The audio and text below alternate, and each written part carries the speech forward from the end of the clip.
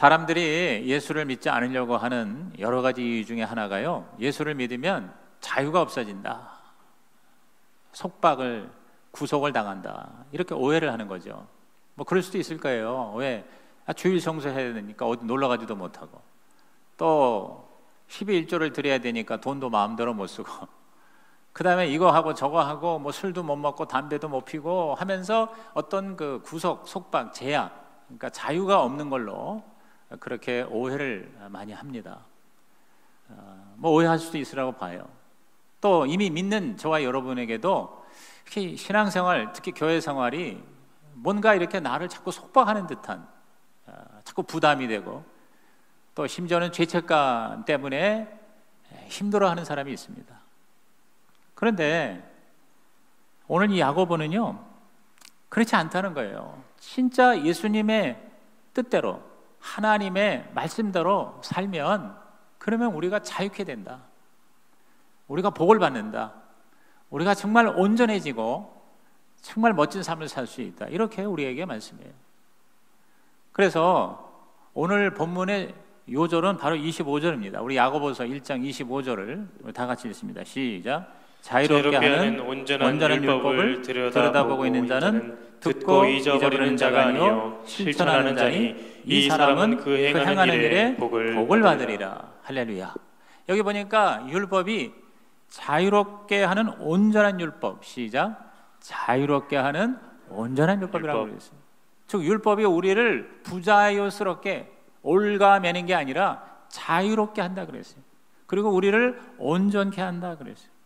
그래서 저는 이 말씀 따라서 말씀 실천이 나를 자유롭게 한다. 시작. 말씀 실천이 나를 자유롭게 한다. 이런 제목으로 함께 은혜를 나누겠어요. 여기 보니까 율법을 들여다보고 있고 또는 듣고 잊어버리지 말고 실천하는 자 그랬어요. 따라합시다. 실천하는 자. 실천하는 자. 이전 성경에는 실행하는 자 그랬어요. 그러니까 하나님의 말씀을 잘 듣고 그것을 실천하고 실행하는 자는 행하는 일에 복을 받으리라 그랬어요. 저와 여러분이 예수 믿고 구원받는 것은 그냥 믿음으로 받지만, 그러나 그 믿음이 진짜 믿음이 되어서 우리의 삶에 하나님의 축복이 임하려면 믿음이 행함이 되어야 된다는 거예요. 그게 바로 야고보서의 주제인 것입니다. 그러면 자유란 과연 뭘까? 자유가 뭐냐? 많은 사람이 자유하면 자기 마음대로 하는 게 자유라고 생각해요. 자기 마음대로 하면 자유롭게 살 수 있다고 생각하는데 사실 그렇지 않습니다. A씨라는 사람이 있었는데 이 사람은 자기 멋대로야. 너무 자유분방해서 그냥 자기 하고 싶은 대로 사는 거예요. 직장에도 나가고 싶으면 나가고 안 나가고 싶으면 안 나가. 늦게 가고 싶으면 늦게 가고, 빨리 조퇴하고 싶으면 빨리 조퇴합니다. 여러분 직장에서 오래 있을 수 있을까요? 또 직장에서 상사가 뭐라 그러면 자기 마음대로 막 들이대는 거예요. 상사에게 자기 하고 싶은 말 다 합니다. 자꾸 잘리는 거예요. 그러니까 일정한 직장이 없는 거예요. 그러니까 점점 인생이 부자연스러워지는 거예요. 자꾸 눈치를 봐야 되고, 가정에서도 존경받는 남편과 아빠가 되지를 못합니다. 그러니까 그냥 자기 하고 싶으면 사진기 하나 들러매고 텐트 가지고 산에 가서 며칠씩 거기서 자기 혼자 놀다가 막 오고 그럽니다. 그러니까 점점 삶이 피폐해지는 거죠. 깊이 인물이 되는 거죠. 가정은 엉망이 되는 거죠. 자녀에게 좀 뭘 사주고 싶어도 사줄 수가 없어요. 돈이 없으니까. 아내에게 사랑을 받고 싶어도 인정을 받지를 못합니다. 이 사람의 삶은 자유의 삶이 아니라 부자유의 삶이 되고 있는 겁니다. 진짜 하고 싶은 걸 못 하잖아요. 여러분 이 중독이라는 게 그래요. 처음에 막 자기 마음대로 먹고 마시잖아요. 술을 자기 먹고 싶은 대로 먹으면 어떻게 돼요? 중독이 돼요. 그럼 술 중독이 되면 나중에 그 중독 증세에서 자유롭고 싶어도 자유롭지를 못합니다. 왜? 술의 노예가 되잖아요. 마약도 그렇고 쇼핑도 그렇고 섹스도 그렇고, 하여튼 자기 마음대로 사는 사람은 사실은 진정한 자유를 누리지 못한다는 거죠. 뭐 이건 우리들이 상식적으로 이해할 수 있다고 봐요. 반면에 이 B씨라는 사람이 있습니다. 실제 있었던 일입니다. 어느 목사님이 유학 시절에 만난 이 B씨라는 친구는 탁구를 너무 잘 치는 거예요. 그래서 우리나라 탁구 대표 선수였대요. 올림픽에도 나갔던 사람이래요. 근데 얼마나 탁구를 잘 치는지 능수능란하게 반을 접어주고도 항상 이깁니다. 근데 탁구를 칠 때 탁구대로 치는 게 아니라 칫솔로 쳐. 칫솔로. 그 칫솔 소리 없는 그 위에 대가리 있잖아요. 그걸로 치는 거예요. 그래도 아무도 이길 수가 없어요. 왜? 워낙 잘 치는 거예요. 그러니까 멀리 보내려면 멀리 보내고, 짧게 보내면 짧게 보내고, 좌로 보내든지 우르면 자기 마음 먹은 대로 자유롭게 보냅니다. 근데 이 사람이 이렇게 자유롭게 탁구의 도사가 된 이유가 뭡니까? 그 탁구의 원리를 철저하게 그거를 따라서 했기 때문에요. 법과 원칙을 따라서 했기 때문에 처음에는 그게 부자연스러운지 모르지만 나중에 뭐예요? 진정한 자유함을 누리는 거예요. 그래서 이 사람이 사람 모아놓고 탁구 레슨을 이제 했는데, 그냥 아무리 잘 치다가 온 사람도 처음부터 기본적인 자세하고 그리고 기본적인 그 원리대로 가르치는 거예요. 그게 처음에는 굉장히 부자연스럽죠. 여러분이 뭐 여러 가지 뭘 좀 자기 혼자 하다가 나중에 레슨을 받으면요 굉장히 부자연스러워요. 그렇다고 해서 그냥 자기 마음대로 이리 치고 저리 치고, 여러분 탁구를 그냥 자기 멋대로 치면 탁구의 달인이 될 수가 없는 거예요. 그렇습니다. 영적으로도 마찬가지. 우리가 영적인 이런 훈련, 지속적인 어떤 노력, 이것을 통해서 우리는 진정한 자유함을 얻는 것입니다. 하나님의 말씀, 하나님의 계명, 이것에 우리가 순종하는 훈련을 지속적으로 해야 진정한 그리스도 안에서 자유를 누리는 거예요. 그래서 여기 야고보가 말하는 이 자유라는 말은요, 다른 말로는 성숙이라 온전이라 이런 말로 나옵니다. 특별히 야고보서 전체의 핵심 키워드는요 온전함이라는 뜻이에요. 그래서 야고보서 3장 2절에 보면은 온전한 사람, 시작, 온전한 사람. 온전한 사람이라고 그러니까 뭐 완벽하다는 의미가 아니라 성숙하다 이 말이에요. 그래서 정말 그리스도 안에서 참 평안과 자유를 누리는 자를, 이걸 바로 온전한 사람이라는 것이죠. 하나님은 우리가 그런 온전한 사람, 자유를 누리는 삶을 살기를 원하시는 거예요. 하나님이 처음에 인간을 만드실 때 자유의지를 주셨어요. 그 자유의지라는 건 자기 멋대로 살라는 게 아니라 하나님의 주권하에 하나님의 선한 뜻을 선택할 수 있는, 그래서 뭔가 새로운 것을 창조하면서 행복하게 살 수 있도록 주신 것이 자유의지예요. 그런데 하나님의 주권을 상징하는 선악과에 도전을 한 거예요. 자유의지를 자기 마음대로 자기 멋대로 쓴 거예요. 그러니까 어떻게 됐습니까? 결과가. 그래서 자유로워졌습니까? 아닙니다. 죄의 노예가 된 거예요.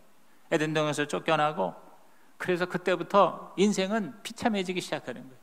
열등감의 노예가 되고, 상처의 노예가 되고, 못된 성격의 노예가 되고, 나쁜 습관의 노예가 되고, 그래서 인생이 점점 힘들어지는 거예요.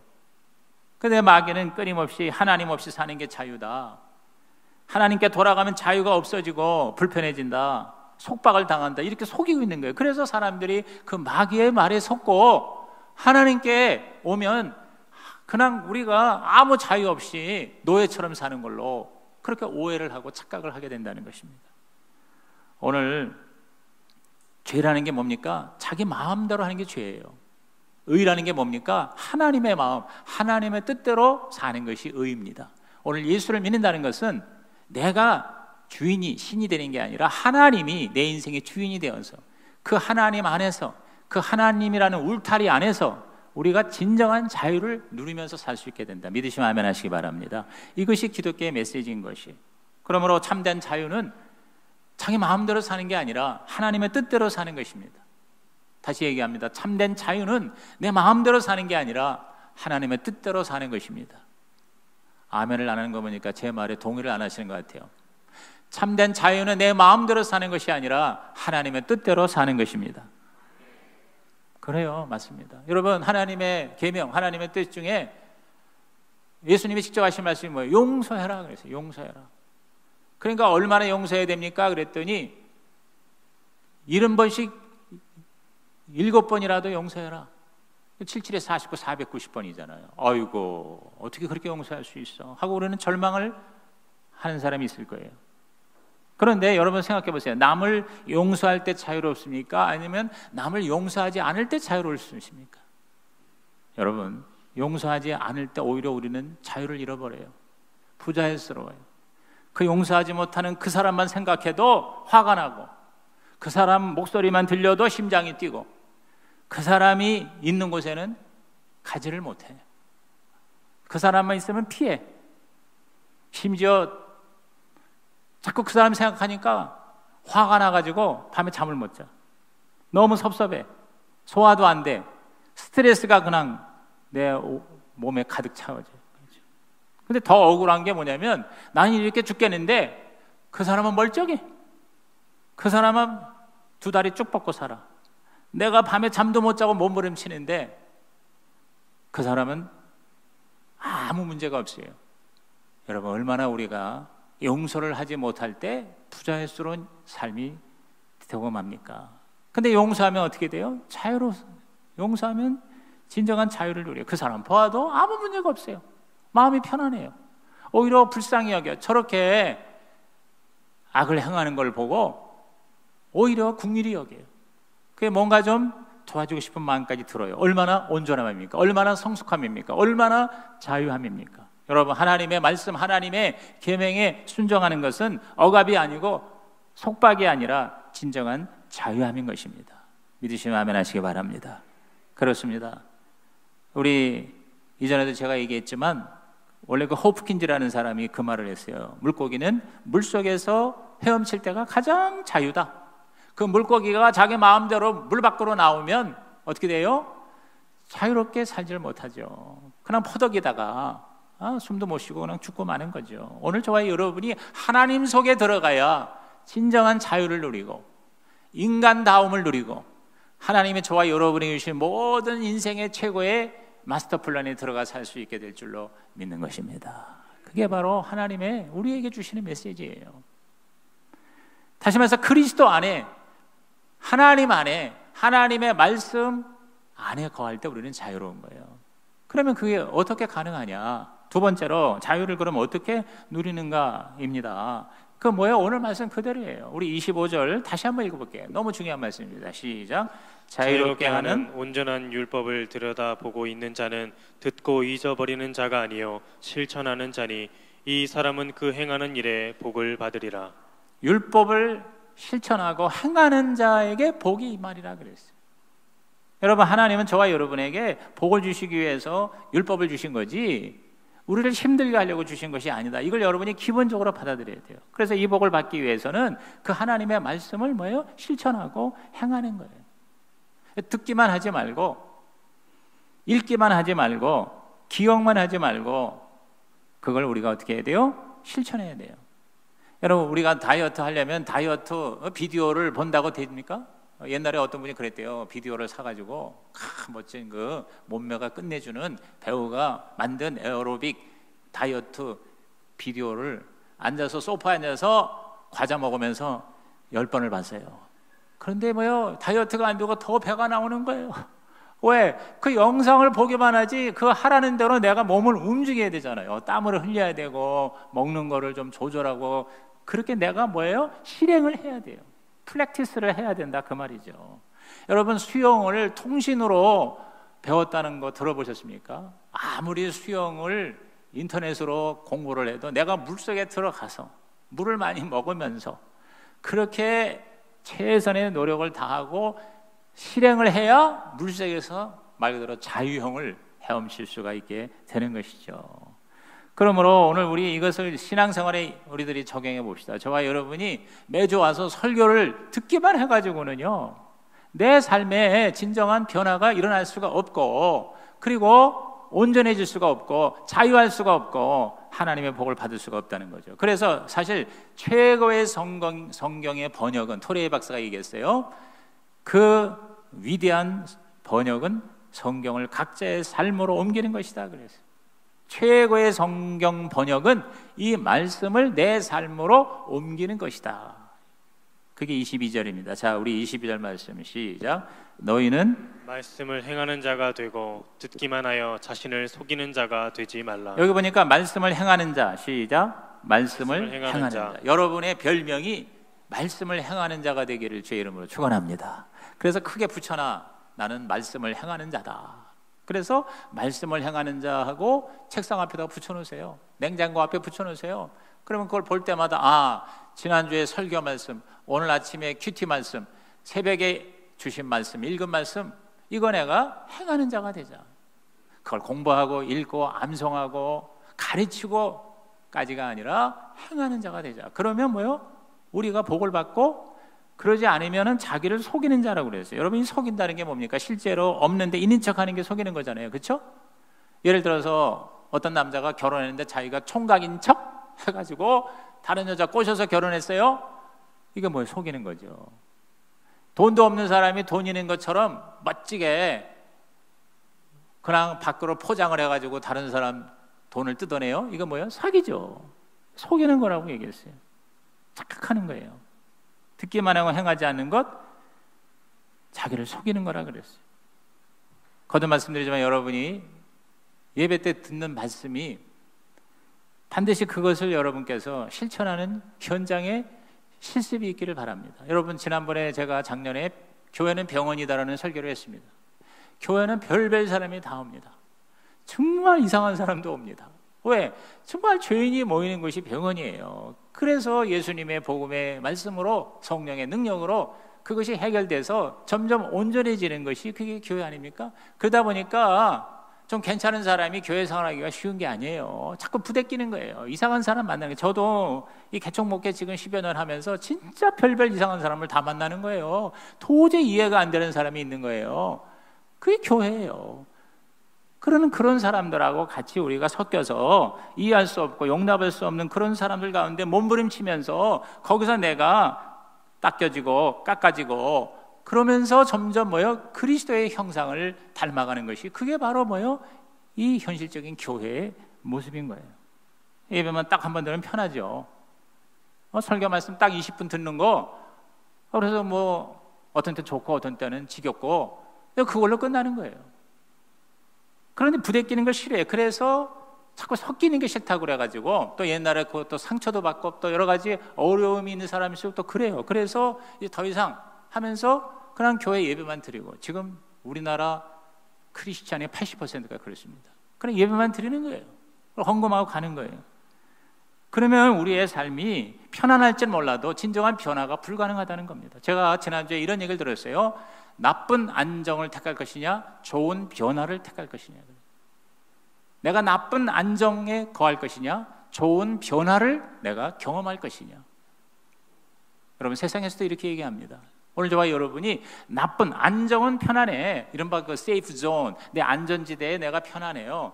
그러나 편안한 것이 나쁘게 된다는 거예요. 불편해요. 그러나 변화가 될 때 우리는 좋아진다는 거예요. 오늘 저와 여러분은 나쁜 안정이 아니라 좋은 변화를 누리는 자가 되기를 주님의 이름으로 축원합니다. 그러므로 여러분이 설교를 한 편 들어도 이 설교에서 두 가지를 항상 생각해야 돼요. 첫째는 뭐냐면 하나님이 나에게 주시는 명령을 발견해야 돼요. 그래서 내가 결단을 해야 되는 거예요. 따라합시다. 결단해야 돼요. 결심해야 돼요. 그게 헌신이에요. 여러분, 헌신대 앞에 나오는 게 하나님 앞에 내가 설교 듣고 내가 이렇게 살겠으니 나를 기도해 주세요 하고 나오는 게 헌신대 앞에 나오는 거예요. 그러니까 앞으로 여러분 자주 나와야 됩니다. 예배 때마다 결단이 있어야 돼요. 그리고 두 번째는 뭐냐? 실천이 있어야 되는 거예요. 따라합시다. 실천. 뭐 그걸 다른 말로 순종이니 여러 가지로 얘기하죠. 결단은 믿음이고 실천은 순종이에요. 그래서 믿음과 순종이 사실은 성경에 유이 흐르는 두 강물이에요. 결국 이 성경에는 두 가지를 요구하는 거예요. 믿음을 요구하고 순종을 요구하는데, 믿음과 순종은 결국 동전의 양면과 같은 거예요. 이걸 따로 국밥이 안 돼요. 그래서 야고보서가 사실은 읽기가 어렵지만 가장 사실은 강력한 책이에요. 왜? 행함이 없는 믿음은 죽은 믿음이라는 거죠. 그러니까 믿음과 행함, 결단과 실천, 이것이 바로 저와 여러분의 본질이 되는 것이, 그게 바로 신앙생활이다, 크리스찬이다는 거죠. 그래서 저는 옛날에 펜사콜라에서 그 엄청난 부흥회 때마다 부흥사가 하나님 앞에 기도하는 Lord, speak to me and change my life. Speak to me, change my life. 말씀해 주세요. 음성을 들려주세요. 그리고 변화시켜 주세요. 따라합시다. 말씀하여 주옵소서. 변화시켜 주옵소서. 말씀해달라는 게 하나님의 음성을 듣고 결단하는 거고, 변화시켜달라는 거는 바로 뭐예요? 내가 실천할 수 있는 능력을 달라는 거예요. 실천하고자 하는 의지를 갖자는 거예요. 그래서 여러분이 예배 끝나고 나가서는 내가 어떻게 하면 실천할까? 그런 실천의 자리를 가야 돼요. 그런데 가장 좋은 실천의 자리가 뭐냐면 바로 교회에서 여러분이 봉사하는 거예요. 그래서 그 얘기하는 거예요. 여러분을 갖다 부려먹으려고 하는 게 아니라, 여러분 불편하게 하려는 게 아니라, 여러분이 복받게 하기 위해서 예배만 드리지 말고 뭔가 한 가지 섬기라는 거예요. 봉사하라는 거예요. 나가서 전도하라는 거고요. 목장에 소속이 되라는 거예요. 목장에 가서 사실 그거 불편하죠. 매주마다 말이야. 어제도 휴일인데 또 뭐 해야 되나? 뭐 이런 얘기들이 올라왔어요. 그리고 밥을 해야 되고 설거지를 해야 되고 뭐 자기를 노출하라고 그러고 그 다음에 기도하라고 그러고 VIP를 또 초청하라고 그러고 사실은 불편합니다. 그러나 그러한 여러분의 하나님의 뜻을 말씀을 실천할 수 있는 자리가 있을 때 내가 온전해지고 성숙해지고 뭐 그런 거 하다가 싸움도 나고 깨지기도 하고 또 불편하기도 하고 다 때려치고 싶기도 하고 이럴 수 있어요. 그러나 그런 부대끼는 과정을 통해서 우리가 점점 어떻게 해요? 자유인이 되는 거예요. 하나님의 참 자유를 누리게 되는 것입니다. 하나님을 사랑하라, 이웃 사랑하라, 이게 하나님의 말씀의 계명의 강령인데 그거를 내가 뭐냐면 실천할 수 있는 자리가 있어야 된다는 거예요. 예를 들어서 여러분이 꼭 뭐 목장이 아니고 교회가 아니더라도요, 세상에 나가서 정말 하나님을 사랑하고 이웃을 사랑할 수 있는 그런 그 프랙티스, 그런 실천의 자리가 확실하다면 거기서 하시면 돼요. 그런데 현실적으로 그러한 자리를 확실하게 가진다는 것은 사실상 굉장히 드뭅니다. 힘들어요.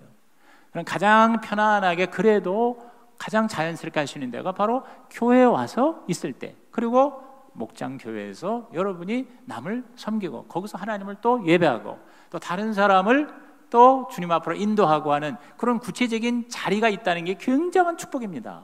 그 복을 여러분이 다 누리시기를 주님의 이름으로 축원합니다. 마지막으로 이제 세 번째, 자신을 속이는 이해가 두 가지를 여기서 야고보가 얘기합니다. 그러니까 우리들이 이제 이것을 실제로 적용할 수 있는 두 가지. 첫째가 뭐냐면요, 분노하는 거예요. 감정을 조절하지 못하고 분노하는 게 자기를 속이는 것이라 그랬어요. 자, 19절과 20절을 다 같이 읽습니다. 시작. 내 사랑하는 형제들아, 너희가 알지니 사람마다 듣기는 속히 하고 말하기는 더디하며 성내기도 더디하라. 사람이 성내는 것이 하나님의 의를 이루지 못함이라. 자, 여기 보니까 뭐라고 그랬어요? 듣기는 속히 하고 말하기는 더디하고 성내기는 더디하라. 이제 세 가지를 얘기해요. 이게 서로 연결이 돼 있는 거죠. 그러니까 잘 경청을 하고 뭘 내가 막 거기에 대해서 반응해서 말하고 싶어도 조금 좀 참으라는 거죠. 그렇죠? 그러면서 성을 내는 거를, 뭐 성을 화를 안 낼 수는 없어요. 그러나 더디하라. 왜냐하면 20절에 사람이 성내는 것이 하나님의 의를 이루지 못함이라. 이거 문자 그대로인 것 같아요. 사람이 성을 내는 것은 하나님의 의를 이루지 못한다 그랬어요. 이 성내는 것이 자기 입장에서는 굉장히 옳기 때문에 성을 내는 경우가 많죠. 그렇죠? 우리가 부부싸움을 하더라도 보면은 내가 이렇게 생각하고 이렇게 하라고 말을 하는데 영 딴소리를 하니까 당신이 틀린 거야 하면서 내가 얘기하다 보니까 화가 날 수가 있는 거예요. 그렇죠? 그럼 별것도 아닌 거 가지고 나중에 그냥 막 뚜껑이 열려서 막 그냥 접시가 날아가고 컵이 막 돌아다니고 제 집에서 그랬다는 게 아닙니다. 그럴 수가 있다는 거죠. 그러면서 이제 막 에스컬레이팅 되는 거야. 이게 별것도 아니고 방에 불 좀 끄고 안 끄고 하는 거 가지고는 그냥 집이 들썩들썩 할 수가 있겠죠. 근데 그게 뭐냐면 뭐예요? 듣는 거를 좀 우리들이 잘 듣고 말은 좀 천천히 하고 성을 좀 덜 내야 되는데 그렇지 못한 거예요. 그래서 결국은 뭐예요? 하나님 앞에 또 아이고 하게 되고 다른 사람에게 또 자녀들에게 영광이 안 된다는 거죠. 되게 보면은 내가 내는 화가 의로운 화, 이른바 그 의분이라고 그러죠. 의로운 분노, 의분이 될지라도 결국은 하나님의 의를 잃게 된다는 것이죠. 여러분, 교회에서요 의견이 서로 갈리고요 싸우고 하는 그런 이유가 뭔지 아세요? 다 주장하는 사람이 다 하나님의 뜻대로 한다는 거예요. 교회를 위해서 한다는 거예요. 여러분, 자기만 위해서 주장한다 있는 사람 별로 없어요. 다 뭐냐면 주님을 위해서, 교회를 위해서 싸워서 교회가 망가져요. 여러분, 그런 경우가 얼마나 많습니까? 주님과 교회를 위해서 내가 의로운 화를 낸다고 생각하지만 그게 바로 자기를 속이는 것이다. 자기 착각이다. 저도 제가 목사로서 당연히 말씀을 가르치고 당연히 내가 이렇게 말을 하는데 그거에 대해서 반발을 하거나 아니면 안 좋은 일을 할 때 화가 나서 그 화를 표현할 때가 있는데, 제가 이 야고보서를 읽고 이 설교를 준비하면서 하나님 앞에 회개 많이 했어요. 아무리 하나님을 위해서 화를 낸다고 그러고 아무리 의로운 분노라고 하더라도 하나님의 경건과 하나님의 의를 나타낼 수가 없다는 거예요. 예를 들어서 성경적인 예가 모세의 경우가 있었습니다. 여러분, 모세는 정말 평생을 하나님과 이스라엘 백성을 위해서 살은 사람입니다. 그런 그가 2번 화를 내가지고요, 하나님 앞에 진짜 받을 상을 못 받았어요. 첫 번째는 뭐냐면, 율법을 받을 때 시내산에 올라갔어요. 40일 동안 하나님과 만나면서 돌판에 율법을 새기고 내려왔잖아요. 밑에서는요, 아니 올라간 이 지도자가 40일이 돼도 깜깜이야. 그래서 점점 사람들이 원망이 생기고 불평이 생기고, 그래가지고 뭘 했어요? 금송아지를 신으로 만들었어요. 이게 우리의 여호와다. 내려와서 보니까 이게 뚜껑이 열려도 보통 열리는 게 아니지 않습니까? 이게 지금 뭐 하는 짓이에요? 하나님의 백성이 하나님의 율법을 지금 기다리고 기도를 못할 망정 금송아지 만들고 광란에 지금 악을 행하고 있는 거예요. 그래서 모세가 여러분 분노하여 그 십계명 돌판을 내던진 겁니다. 그거를 던지니까 여러분 십계라는 영화에서 봤지만 그것이 던져지면서 어마어마한 이스라엘 백성이 그 자리에서 직사했어요. 하나님이 심판하시는, 그러니까 하나님이 볼 때 금송아지를 섬기는 이스라엘 백성이 심판받아 마땅한 거예요. 그래가지고 땅이 꺼지면서 그 안으로 수많은 사람이 들어가고 하나님의 불이 심판을 내서 돌판이 깨지면서 엄청난 이스라엘 백성들이 거기에서 목숨을 잃었어요. 하나님이 심판하신 겁니다. 그런데 모세가 화를 낸 것을 하나님은 지적을 하신 거예요. 두 번째에 가데스라는 곳에서 물이 떨어져 가지고 그 몇백만 명이 사막에서 물이 없으니 얼마나 여러분 원망 불평이 나옵니까? 그러니까 또 모세가 하나님 앞에 기도했더니 하나님이 저 앞에 보이는 바위를 명하여 물을 내라 그랬어요. 그런데 모세가요, 이게 지금 한두 번도 아니야. 이스라엘 백성이 너무 원망하고 너무 하나님을 향하여 불평하고 하나님을 그 출애굽의 기적의 하나님을 믿질 못하는 것에 의로운 분노가 일어난 거예요. 그래서 모세가 갖고 있던 지팡이를 가지고 화를 내면서 반석을 2번이나 내리쳤어요. 물은 나오라. 그냥 말만 하면 되는데 지팡이로 내리친 거예요. 다시 말해서 하나님의 온전한 명령을 온전하게 지키질 않은 거예요. 물은 나왔어요. 하나님께서 물을 공급하셨어요. 그러나 하나님이 모세에 대해서 책망하신 거예요. 그거 하나 때문에 모세는 가나안에 못 들어갔어요. 그리고 이스라엘 백성이 40년을 더 헤매야 됐어요. 자, 그게 민수기 20장 12절에 기록이 되어 있습니다. 다 같이 읽어봅니다.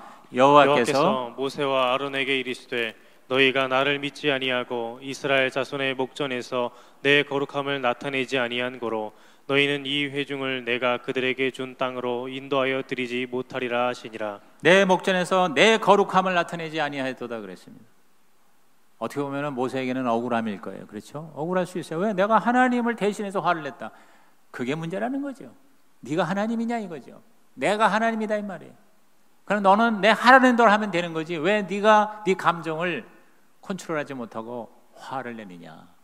이렇게 하나님은 모세를 책망하시고, 그래서 모세가 그 평생 고생한 대가를 여러분 결국 누리지 못하고 가나안 땅에 들어가지 못하고 만 것입니다.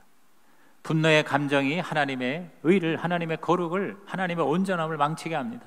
이거가요, 우리가 나이 먹었다고 그래서 우리들이요 기도 많이 했다고 그래서 여러분 우리가 마스터하는 게 아니더라고요. 여러분, 그 남아프리카의 유명한 그 넬슨 만델라 대통령이 되기 전에 흑인들이 인권운동을 하다가 감옥에 갇혔습니다. 아무 잘못도 없는 의를 위해서 나름대로 헌신했던 그가 감옥에 갇혔다는 사실, 그리고 그 감옥의 시설이 너무 열악하여서 견딜 수 없는 그러한 환경 때문에 분노가 아주 덩어리가 된 거예요. 그래서 면회 오는 변호사에게 올 때마다 여기가 지옥이야, 여기가 지옥이야. 그러다 어느 날 그는 자기의 이 분노를 일으켜도 환경이 변화되지 않는다는 사실을 깨닫게 됩니다. 그래서 마음을 바꾸기로 결단을 합니다. 자, 아까 얘기했죠? 결단과 실천이라고 그랬어요. 그래서 그때는 화를 내지 않는 거예요. 어느 날 변호사가 찾아와서 아직도 수감 생활이 고통스럽지요? 그랬더니 아니라는 거예요. 지금은 천국이라는 거예요. 그래서 변호사가 놀라서 아니, 리모델 했습니까? 감옥이 그 사이에 바뀌었나요? 아니요, 감옥은 그대로요. 그런데 내 마음이 변했다는 거 아니요. 내 마음이 변하니까 감옥 같은, 지옥 같은 그곳이 바로 천국이 되었다. 오늘 저와 여러분이 우리의 가정이나 또 직장이나 우리 교회에서 하나님의 의를 이루는 자유함을 누리고 온전한 사람이 되기 위해서 저와 여러분의 자신을 통제하고 컨트롤하고 특히 말하는 것과 성내는 것을 통제하여 우리 하나님 앞에 아름다운 영광이 되시기를 주의 이름으로 축원합니다. 우리 19절 다시 한번 읽어봅니다. 시작. 내 사랑하는 형제들아, 너희가 알지니 사람마다 듣기는 속히 하고 말하기는 더디하며 성내기도 더디하라. 저에게 주시는 말씀이고 여러분에게 주시는 말씀입니다. 우리 앞으로 어떤 경우에도 듣기는 속히 하고는 잘 알아듣고 말하기는 더디하고 특히 성내기를 더디합시다. 아니, 예수님도 성을 냈잖아요. 예수님도 그 성전을 청소하신다고 노끈으로 채찍을 만들어 다 뒤집어 엎었잖아요. 여러분, 그러려면 여러분이 예수님의 인격처럼 되면 됩니다. 예수님의 인격이라면 그렇게 하셔도 돼요. 그런데 우리가 그 예수님의 인격이 될 수가 없잖아요.